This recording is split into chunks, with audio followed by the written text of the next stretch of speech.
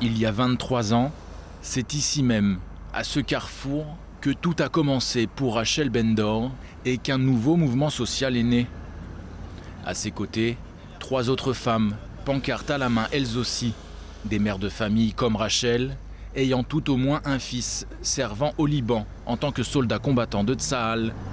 Nous sommes alors en 1997 et cela fait déjà 15 ans que l'armée de défense d'Israël occupe le sud Liban.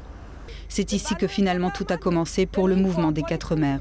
Les gens ont commencé à nous soutenir petit à petit et il s'est avéré que cette protestation sociale a fini par faire changer les choses. Une protestation sociale qui n'aurait probablement jamais vu le jour sans le pire accident militaire de l'histoire d'Israël, la collision entre 2 hélicoptères qui se rendaient vers le sud du Liban et qui a coûté la vie à 73 soldats de Tsahal. Un véritable électrochoc à l'époque pour Rachel et pour tout un pays. Ça a été pour moi comme un coup de massue. Que nous fallait-il de plus pour nous réveiller? Il nous fallait nous faire entendre. Pourquoi ces mères qui envoient leurs fils à la guerre ne disent-elles rien? Quand nous avons commencé nos activités, 36 soldats avaient déjà perdu la vie au Liban au cours de l'année, sans compter les 73 morts de l'accident d'hélicoptère. Mais personne ne voulait faire le lien. Et c'est justement ce que nous avons fait. Pour nous, cette catastrophe aérienne reflétait exactement le problème de cette guerre au Liban.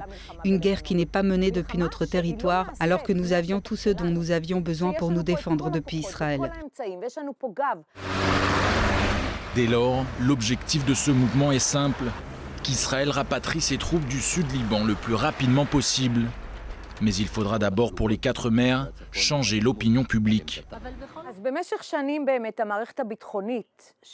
Pendant des années, Tsahal a été un véritable mythe. Il bénéficiait d'un soutien sans faille. Bravo à Tsahal a toujours été la phrase de notre enfance. Et puis, tu t'en rends compte que nos garçons se font tuer au Liban pour rien. Mais quand nous disions cela à des députés de Tel Aviv ou de Jérusalem, ils nous répondaient « Mais vous y connaissez quoi au juste? Vous êtes de l'armée? La sécurité, ça vous parle ?»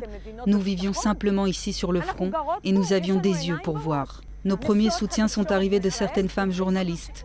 Tous les correspondants militaires, en revanche, se moquaient de nous. Notre chance a été que parmi eux, il y avait Carmela Menaché, qui, elle, a toujours été derrière nous. Pour les stratèges militaires, nous n'étions que des femmes qui n'y comprenaient rien. Pour eux, ces 4 mères parlaient avec leur utérus.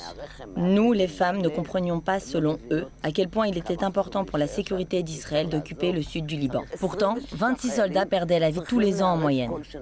Nous avons commencé à faire entendre les voix de ceux qu'on n'entendait pas jusqu'à présent. Des voix comme celle du mouvement des 4 mères, par exemple.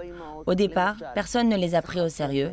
Les gens se moquaient d'elles. Elles ont été tellement méprisées, je pense que ça a aussi été un combat féministe. Mais faire entendre ces voix et montrer aussi ce qui se passe sur le terrain, montrer ces cercueils de soldats qui arrivent du Liban, avec la détresse de ces mères, c'est le changement qui s'est opéré. Tu rends accessible quelque chose qui va à l'encontre de cette perception selon laquelle il n'est pas possible de sortir du Liban. Et il n'y a pas d'autre solution que de rester. Les élections législatives de 1999 vont changer la donne. Face à face, Benjamin Netanyahou, Premier ministre sortant, et Ehud Barak, chef de l'opposition. Barak en avait fait la promesse car il savait à ce moment-là qu'une partie des Israéliens voulait que Tsahal quitte le Liban. Ehud Barak, élu Premier ministre, respecte en effet sa promesse. Après 18 ans passés au sud Liban, les troupes israéliennes se retirent. Ça, c'est la une du lendemain après qu'Israël soit sorti du Liban. Ces soldats que tu vois, eux, on les a sauvés.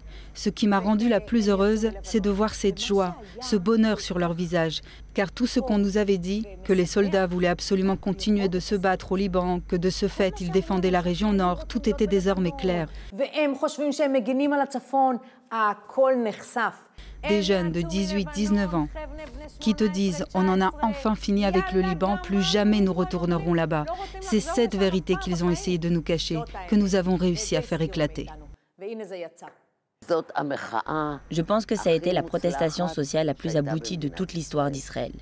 Nous nous étions dit que notre principal succès serait le jour où cette association n'existerait plus, avec cette idée que nous pourrions être à l'avenir un modèle pour de nouveaux mouvements.